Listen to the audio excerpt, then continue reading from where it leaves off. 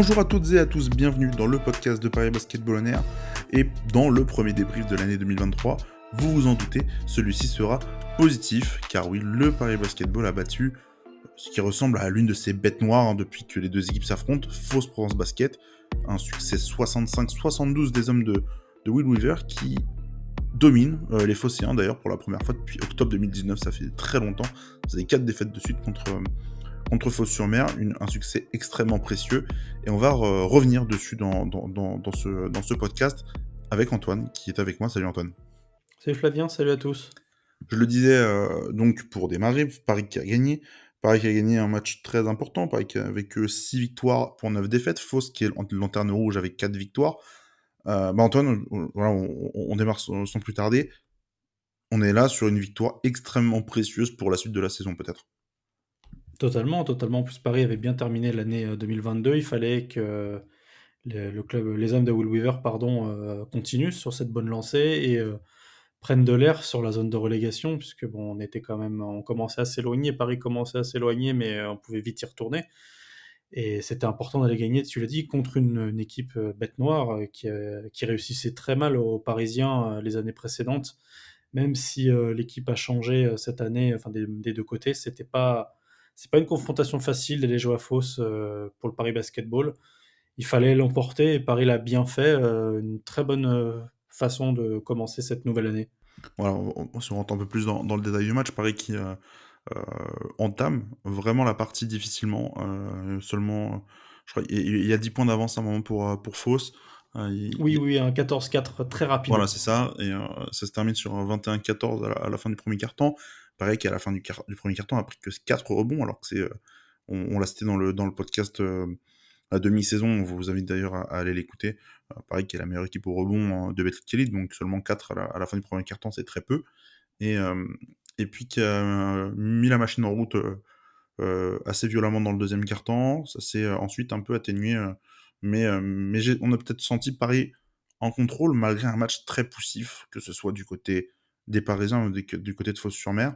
Paris a mis du temps du coup à tuer le match et ça s'est fait peut-être ça s'est fait en fin de partie. Il y a eu une anti-sportive plus une technique qui, pour moi, je trouve, sont un peu les tournants pour la victoire, même si Paris avait quand même la main mise. Je sais pas ce que t'en penses, Antoine, sur ce côté enfin, tuer le match tard à Paris. On a vu sur les matchs précédents que c'était difficile, hein, contre Nancy, contre Gravelines Dunkerque à la fin de l'année 2022. Je sais pas ce que t'en penses, tout simplement, de cette équipe de Paris qui a gagné, certes, mais encore une fois, qui a eu du mal à finir le boulot plus tôt que ce qu'ils ne l'ont fait encore ce soir. T'as bien résumé le pouls de la rencontre, un pouls assez lent, assez calme. Pour autant, on sentait pas Paris spécialement en danger, tant l'équipe de Fos-sur-Mer était en difficulté, était assez affaiblie, faut l'admettre. Mais Paris a quand même eu du mal, voilà, à vraiment prendre le large, à prendre le lead face à une équipe qui imposait un rythme calme, là où Paris de base aime courir, ce qui a d'ailleurs posé beaucoup de problèmes à Paris dans la création de certaines actions. Et tu l'as bien signifié, Paris a eu du mal à tuer sa rencontre et à vraiment prendre le lead. Il a fallu vraiment la fin de match parce que le premier carton est vraiment oublié côté parisien. Les 2 et 3 font des bonnes manches, hein, des bonnes manches bien maîtrisées, avec quand même quelques erreurs, surtout individuelles de certains Américains. On peut citer Amir Sims, on peut citer notamment Tyrone Wallace sur des séquences, on en reviendra peut-être un petit peu plus tard. Mais on a senti cette équipe de Paris en contrôle, mais en contrôle, je sais pas si c'est très alternatif. Vraiment, je domine, je suis supérieur, mais je n'arrive pas à instaurer un gap entre mon adversaire et moi. Pourtant, ce qui peut paraître contradictoire parfois avec Paris, on voyait, on voyait Fos-sur-Mer revenir, notamment à 3 points sur un shoot de Stephen Brown, si je dis pas de bêtises, mais n'était pas spécialement inquiet en tant qu'observateur du Paris Basketball, là où parfois on a vu des équipes revenir contre Paris très souvent et vraiment totalement prendre le lead. Il a vraiment fallu que Paris obtienne un peu de réussite. Et comme tu l'as dit, les deux fautes sifflées sur la fin ont fait très mal à Fos-sur-Mer qui s'est incliné. Mais au final, il y a eu beaucoup moins de crainte que d'habitude une fois que Paris avait remis la main sur le ballon, parce qu'au début, par contre, c'était catastrophique. Tu parles du il y a pas eu de crainte sur cette fin de match. C'est vrai que, voilà, Fos s'est ra pas beaucoup rapproché, même s'ils ont jamais été, distancés. Ils sont pas beaucoup rapprochés sur la fin de la partie. Je crois qu'il y a eu +10 même à la fin de pour Paris. Moi je me pose la question aussi, Fos, c'est l'une des premières fois où je les voyais cette année. Je les avais un petit peu vus contre Monaco et le niveau de jeu était déjà moyen. J'ai pas eu l'impression d'avoir une adversité, phocéenne, extrêmement forte, en fait. Et je sais pas ce que tu en as pensé, mais je me pose limite la question. Faute, en fait, heu, je les ai trouvés limités dans l'approche de leur rencontre.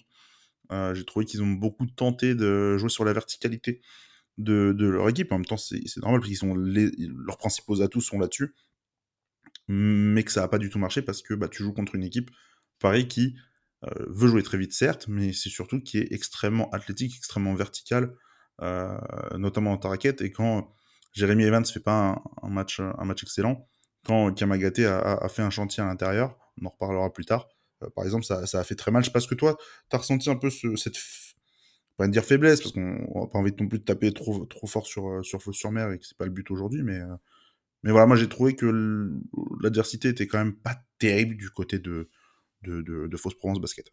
Non, je suis d'accord avec toi. Je suis d'accord avec toi. C'est vrai que Paris, déjà, d'abord, est une équipe qui, défend très bien son cercle et aller l'attaquer comme ça, en verticalité, comme tu l'as très bien dit, c'était peut-être pas la meilleure stratégie à adopter pour, les hommes de Rémi Valin. Et c'est vrai que cette équipe-là de Fos, je la trouve intéressante. Elle a quand même des bons joueurs de basket. Il y a des joueurs à citer qui sont bons. Individuellement, on a vu quelques joueurs, enfin voilà, réussir quelques coups, mais c'est vraiment quelques coups. Par exemple, Milan Barbic, bah, ancien parisien, a été très peu vu dans cette rencontre. On l'a vu faire deux trois petites actions assez intéressantes, deux trois passes notamment pour Stephen Brown. Vraiment, cette équipe Ah, est et tu gentil, quand hein, même et tu compliquée. gentil. Oui, je suis gentil. Je suis gentil, mais c'est qu'en fait, c'est que chaque joueur a eu sa petite action, mais au final, collectivement, cette équipe-là, elle a pas montré grand-chose. Il y a aucun moment où je me suis dit: «Cette équipe-là, dans sa manière de faire tourner le ballon à son rythme, puisqu'il va être plus lent, va réussir à poser des problèmes, sur du poste, sur des tirs ouverts, sur du switch, sur du jeu en pick and roll», qui peut vraiment être pénible pour les Parisiens contre certaines équipes qui a pu l'être. Elle a pas montré grand-chose et c'est dommage pour eux en soi, vu les qualités que peuvent avoir certains joueurs. Je pense que Fos a quand même, on en parlait en off, qui a quand même une équipe et un potentiel pour courir aussi, avec des joueurs athlétiques et on l'a pas vu. Ils ont décidé de jouer, beaucoup plus, modéré, beaucoup plus calme, avec, un peu d'individualité et très peu de collectif au final. C'est mon avis et faudrait que je revoie les vals collectifs de Fos, peut-être que je me trompe, mais c'est la perception que m'a donnée cette équipe. Je regardais les valeurs collectives de Fos pour te répondre, 64 et 80 pour Paris, donc il y a quand même une belle différence à la fin. Ouais, elle est quand même Heu, imposante. ouais, ouais, ouais, elle est imposante, mais c'est vrai que voilà, je pense que si Fos avait pu gagner, ça aurait été sur un joueur qui prenait feu. À mon avis, ce joueur-là, ça pouvait être que Stephen Brand sur la partie. Je te propose qu'on passe sur l'aspect tactique. On en a un tout petit peu parlé, en début d'émission. On voulait, justement parler de ce rythme de match très lent, qui, alors en début de saison, embêtait énormément Paris. On l'avait vu, enfin, généralement quand le match se ralentissait, Paris était en difficulté. Et depuis plusieurs matchs, depuis plusieurs semaines maintenant, lorsque le rythme ralentit, on l'a cité également, récemment dans les podcasts, heu, Paris est un peu plus à l'aise. F Collectivement, peut-être que ça va mieux aussi, sur ce genre de séquence un peu plus sur demi-terrain. Mais encore une fois, alors, Fos adore jouer comme ça depuis plusieurs saisons, enfin, c'est l'ADN un peu de l'équipe depuis que Paris les affronte. Fos veut limiter le nombre de possessions, jouées sur la partie. Et ça a été le cas, mais je trouve qu'ils l'ont pas fait comme, enfin, Fos, en fait, n'a pas réussi justement à bloquer Paris comme il l'espérait. Et encaisse quand même au final, combien ils ont pris? J'ai déjà oublié le score. 72 points. J'ai des souvenirs l'an dernier, Paris doit mettre 58, je crois, à la Halle Parsemin. C'était déjà beaucoup moins important. Oui, c'est un Antoine, écart de 5 points, quelque chose comme ça, c'était une cinquantaine, hein, l'année ouais, dernière. c'était très, très peu. Bah, je te laisse enchaîner, Antoine, sur le rythme assez lent qui, du coup, pour une fois, encore une fois, du coup, est tombé, juste du côté de Paris. Pour le coup, peut-être qu'à l'opposé à ce début de saison où Paris avait du mal avec ce type de jeu, peut-être que les joueurs ou je vais peut-être en citer un, Tyrone Wallace peut-être apporte aussi, beaucoup de sa qualité à mener son équipe et driver ses coéquipiers, quand, le jeu, baisse en intensité ou court beaucoup moins vite. Là où Kyle Holman aime beaucoup galoper, Wallace, on en a déjà parlé, est beaucoup plus dans le calme et c'est ce qui a peut-être aussi aidé Paris, que Wallace qui fait un bon match.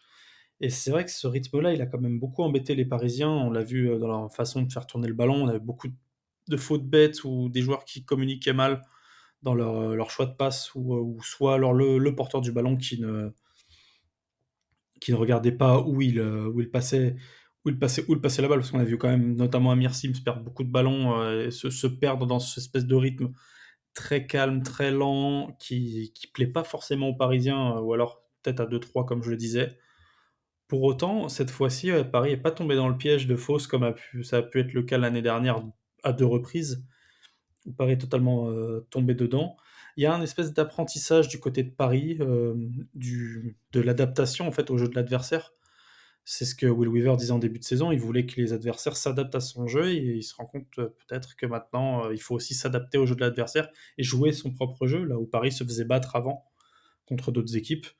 C'est intéressant de voir cette maniabilité. Bon, c'est face à Fausse, comme on l'a dit, qui a montré un visage assez faible, mais c'est déjà bien au final de pas tomber dans ce piège-là et de s'adapter grâce à peut-être un petit peu d'expérience aussi, je pense. Au-delà de ce rythme lent, je voulais peut-être qu'on parle aussi de l'importance de ce match qu'on avait cité là, il y a quelques jours en disant que, vu le calendrier qui est au mois de janvier pour Paris, battre Fos-sur-Mer était plus que capital finalement. Je sais pas si toi tu as cette même analyse là-dessus? Ah si, totalement, puis, on se rappelle quand même que Paris bat rarement les équipes qui sont inférieures à elle. Enfin, surtout l'année dernière, c'était une malédiction et c'était important de continuer à prendre de l'air et sachant voilà que le Paris Basketball va jouer Dijon, va jouer l'Asvel à l'Accor Arena, va encore continuer à se déplacer en Europe ou à recevoir en Europe, donc c'est des matchs en plus dans la semaine. Il fallait vraiment assurer et commencer l'année de la meilleure des façons et même continuer d'avoir une belle série, comme on disait dans le podcast des résolutions. Et c'est chose faite. On sait que parfois Paris a tendance à lâcher ce genre de match ou à s'écrouler. Et c'est important de les gagner puisque on ne sait pas comment ça va se passer contre l'Asvel, contre Dijon, contre Strasbourg aussi, pas les oublier, qui est une des équipes les plus en forme en ce moment. Donc il faut gagner les matchs qui, sur le papier, sont les plus abordables et ça a été le cas ce soir. Il y en a un qui était un peu discret depuis quelques semaines, peut-être aussi à bout physiquement depuis le début de saison parce qu'il jouait beaucoup, beaucoup. Il y avait eu des petits soucis de blessures au niveau du poste, des intérieurs, donc il avait eu énormément de temps de jeu. Hem, Là, en décembre, son temps de jeu avait réduit, sa production avait réduit et puis ce soir, Ismaël Kamagaté a été excellent. On va donc en parler un peu de lui. 14 points, 5 rebonds, 2 interceptions, 2 contres, 21 d'évaluation, plus 15 de plus-minus. Pour moi, c'est ça la stat la plus importante ce soir, le tout en 20 minutes. Donc ça a été, très condensé, mais très efficace et je te lance sur Ismaël qu'on a retrouvé, voilà, on l'a retrouvé un visage complètement, rayonnant, bien meilleur que celui qu'on avait eu fin décembre. Ouais, chantier d'Ismaël Kamagaté, comme on avait un petit peu, il avait un petit peu de mal à le montrer récemment pour les raisons que tu as expliquées. Tout d'abord, ce qui m'a marqué en début de match, c'est vraiment la capacité, là où Paris avait du mal à rentrer ses tirs, à trouver vraiment des actions offensives, efficaces. C'était la capacité qu'avaient ses coéquipiers à le trouver sur du alley-oop, ce qui vraiment, je pense, redonnait beaucoup de confiance à l'équipe et montrait, bah, voilà, qu'encore une fois, Ismaël, Kamagaté est un des joueurs les plus dominants à l'intérieur. Il l'a été offensivement avec ses 14 points et pour en revenir, si, comme tu l'as dit tout à l'heure, si Paris a réussi à enfin, défend aussi bien à l'intérieur et empêche une autre équipe de jouer vertical et de jouer à l'intérieur comme, peut le faire. C'est en partie parce que Ismaël Kamagaté a extrêmement bien, assumé son rôle de protecteur de cercle. Là, dans un match où encore plus Jeremy Evans a éprouvé des difficultés et où Amir Sims aussi en a eu, puisque je cite les grands, puis, Dustin Sleva n'étant plus là, on peut plus penser à lui. Mais enfin, penser à lui oui, mais le citer, le faire rentrer non. Mais non, il a fait vraiment un match complet, interception, couper les lignes de passe encore une fois, même si de base c'est pas tellement, c'est plus aux arrières de faire ça. Le timing de contre encore une fois efficace et il suit bien ses coéquipiers. Il a permis un petit peu, voilà, parfois à Paris d'accélérer un petit peu le rythme, notamment à Juan et à Holman de partir sur des transitions et de le trouver, donc ce qui a un petit peu parfois relancé la machine de Paris. Donc il a vraiment été partout, que ce soit défensivement un bloc et un espèce de second moteur pour l'attaque. Oui, complètement. Et puis il a été à la réception de plusieurs lobes. Tu citais l'aspect vertical. Il a fait énormément de mal aux intérieurs adverses qui ont été un peu surpris, à mon avis, peut-être du retour en forme d'Ismaël, qui avait pas forcément. Alors, il est difficile à défendre hein, quand il est comme ça, mais qui a été extrêmement efficace en fait dans tout ce qu'il a entrepris sur ce match. Eh bien, on va glisser gentiment vers la fin, juste pour dire quand même que donc, Paris jouait en ouverture de la 16e journée et que Paris est donc désormais 11e du championnat en attendant les résultats du week-end qui pourraient être très importants. Parce que samedi, il y a deux matchs notamment qui vont compter pour Paris. Il y a le duel entre Rouen et Strasbourg qui sont 9e et 10e. Il y a un duel entre Nanterre et Cholet qui est entre le 12e et le 3e, donc c'est surtout pour le résultat de Nanterre que ça va être important. Et puis il y a le Opalico entre Gravelines Dunkerque et le Portel dimanche, entre le 14e et le 16e. Donc il y a des équipes qui sont à une victoire de Paris ou au même nombre de victoires qui vont s'affronter ce week-end. Et la victoire de Paris pourrait tomber vraiment au bon moment pour bah, essayer de se raccrocher plutôt au top 8 que dans les 8 derniers et de jouer le maintien. Petit dernier mot avant de finir sur les espoirs qui, eux, n'ont pas eu la chance de gagner à Fos-sur-Mer, 15e défaite en 15 matchs de championnat espoir élite, 67-54. Petite chose à noter par contre, c'est la blessure de Kian Maloya à la cheville droite, qui a joué 7 minutes et qui s'est blessé dans le premier quart-temps. Bah, il est mal retombé, il est retombé sur un pied en fait tout simplement d'un genre de fausse, donc à surveiller pour l'état de santé de Maloya. Mais sinon, on va dire rien de neuf sous le soleil pour cette équipe d'espoir ouais, les pauvres, hein, mais C'est dur, hein. ouais, c'est dur, c'est dur. Bon, on en reparlera peut-être plus précisément dans un autre podcast, mais les espoirs ont beaucoup de mal cette année à vivre collectivement et n'ont toujours pas remporté la moindre victoire cette saison du coup. Du côté du calendrier, Antoine, j'aurais besoin de toi parce que j'ai rien noté. Si je dis pas de bêtises, il y a la réception, c'est mardi d'Ankara, de Turc Télécom à la Carpentier. Absolument, absolument. Et après, je crois que c'est Strasbourg, mais j'ai un doute. Après, c'est Strasbourg, c'est le dernier match de la phase aller, dimanche 15 janvier. Exactement. Et après, il y a la réception de Après, l'Asvel à la Arena. oui, voilà, encore un déplacement à la Poel Tel Aviv, donc ambiance assez chaude. Ils avaient été assez bouillants à Paris et ensuite Paris Asvel le 22 Donc à ça, 17h. donc ça va être intéressant en plus sur le match de Strasbourg, justement, parce que Strasbourg actuellement est en 7-8, Paris est en 7-9. Donc bah, c'est des matchs qui, pour le moment, comptent double en fait dans les saisons de ces deux équipes, qui, bah, pour voir à quel wagon tu vas pouvoir te raccrocher. On l'avait déjà cité dans le podcast précédent, mais le top 8 et donc la Leaders Cup pour Paris reste quand même un doux rêve. Hein. Faudrait un cataclysme, et je vois même pas lequel pour que Paris n'aille pas aille en Leaders Cup. Mais il y aura une petite pause du coup en février pour Paris, sera pas plus mal. Très Bah, bien. sur ce, on va se retrouver du coup nous pour le débrief de Strasbourg s'il n'y a pas d'autres grosses infos d'ici là. Flav, est-ce que je peux en rajouter quelque chose de 20 secondes? Vas-y. Je sais qu'ils nous écoutent de temps en temps, c'était pour souhaiter bon courage à Dustin Sleva qui a été prêté du coup du côté de Braunschweig. Désolé si j'écorche le nom en Allemagne, Et c'est tombé aujourd'hui. ben, j'allais le citer, donc bien joué à Excuse-moi toi. alors, autant Bien pour joué à moi, toi. je repars. Bien joué à toi, oui, Destin Sleva, si vous l'avez évidemment loupé, qui a été prêté jusqu'à la fin de la saison chez la Lanterne Rouge de Bundesliga et qui joue ce samedi d'ailleurs pour son pré-match normalement si tout était bon du côté de l'administratif. On y Euh, sera, non c'est pas vrai. Ça fait un peu loin, Brunswick. Nous, on va se retrouver du coup pour le débrief de Strasbourg. On vous souhaite du coup une bonne semaine à vous. Les matchs qui vont suivre ont évidemment tout sur nos réseaux sociaux. Twitter, @ParisBetUR, Facebook et Instagram, c'est toujours @ParisBasketballOnAir. Et on vous souhaite encore une fois une bonne année et à très bientôt. À bientôt.